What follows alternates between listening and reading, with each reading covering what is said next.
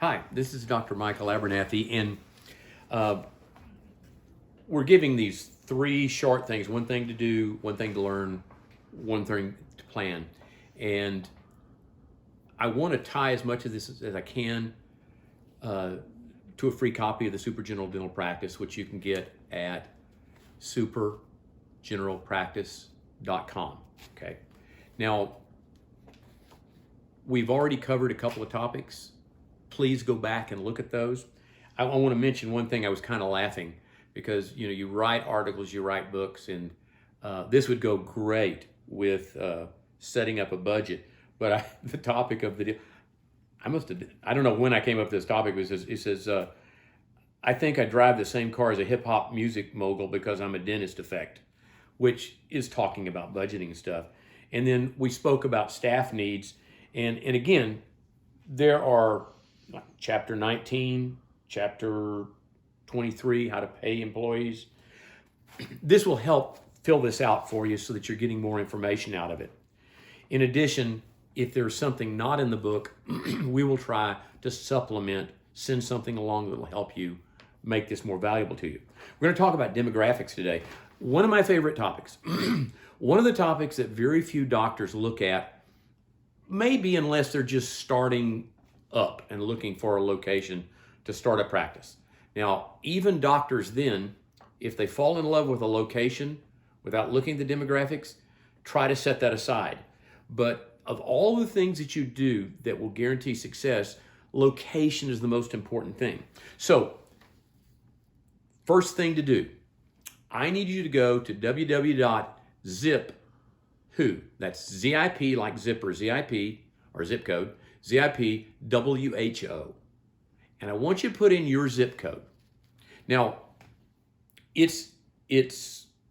guess it's normal for you maybe to want in more, but just put your office zip code in there because this is something that you can learn and benefit from as you design, optimizing your practice, taking back a practice, making changes. Okay, so I'm going to look at it. So you pop it up. Now, there's one other thing I want you to do, and that is most softwares. I know EagleSoft, SoftDent, Dentrix do. Not sure Open Dental does, but I know you can get these reports. There's something called a patient analysis report. That's in EagleSoft. There's a practice analysis statistics. I think that's in Dentrix, but it looks like this. I don't care what it's called.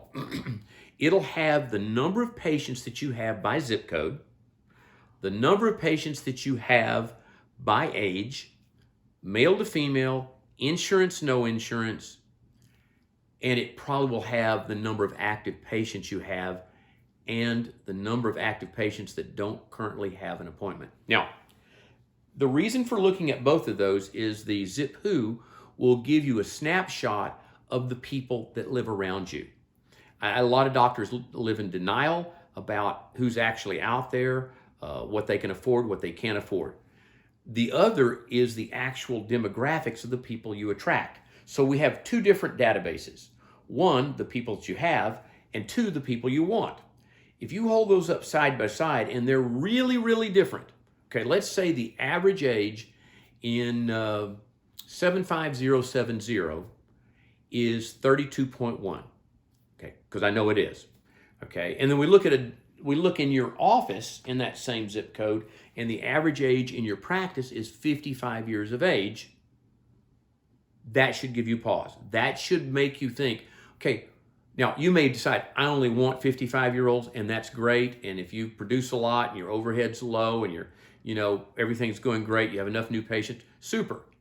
But if you're trying to grow your practice, and I think we all want to have 15, 20% growth every year. We don't want an average practice that just has maybe 20 to 30 new patients. We don't want to have just, a certain number of production or a leveled out, collection rate.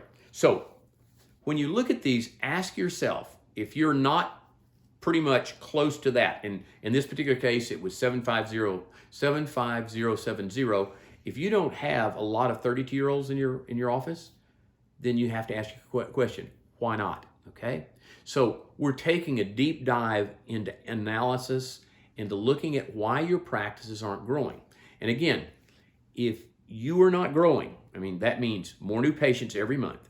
If you're not growing, more production and more profit, you're not meeting your patients' needs. And demographics is 90% of this, your location. So let me go over just real quickly on zipwho.com and blend into things you need to know, okay? So at the top, when you open up, it's going to have income. Most doctors think, wow, I want to have $100,000, $200,000 income. But there's good and bad to that. I guess the good would be maybe they have more disposable income, probably not. But there's also a bad side to this too.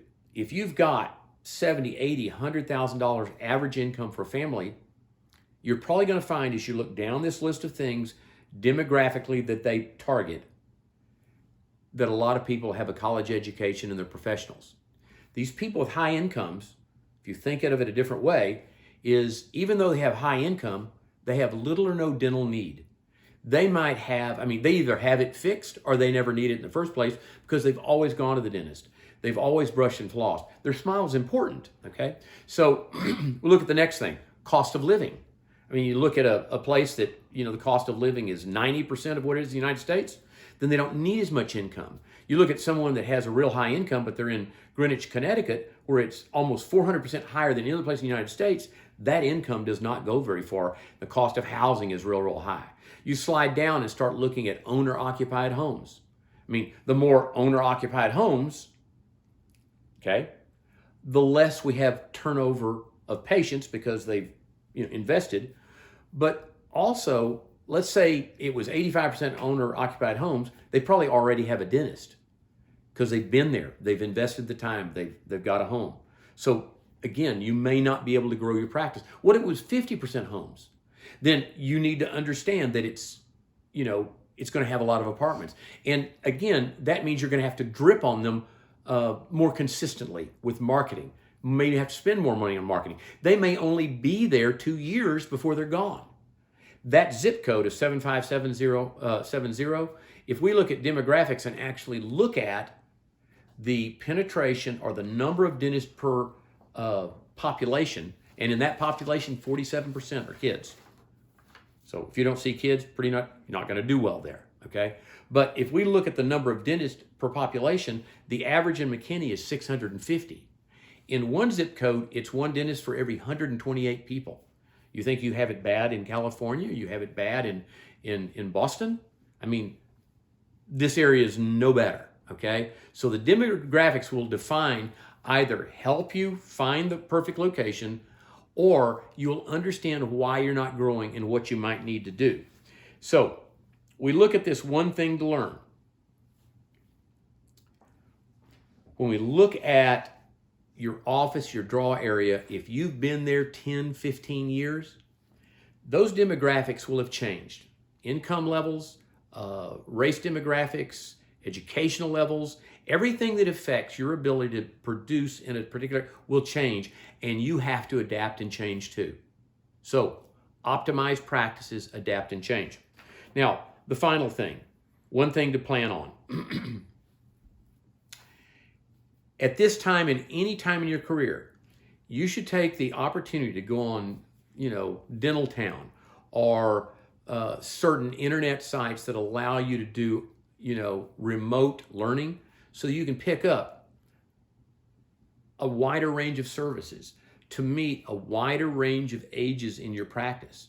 If you hire an associate, we don't want an associate that's exactly like you. We're going to want someone that can attract a wider range of the demographic that's in our area. So everything, you'll notice as we do each one of these videos, everything is difficult to break out because everything affects everything else. And so we're going to build basically a jigsaw puzzles of pieces that you need, and leaving it out, you'll never have the picture complete. So again, today was demographics. Your job is to go look up your demographics and find out what you are in your office. And then the strongest thing you can do in leadership is ask the right questions. Look at the demographics, look at your practice, and ask you why it is the way it is.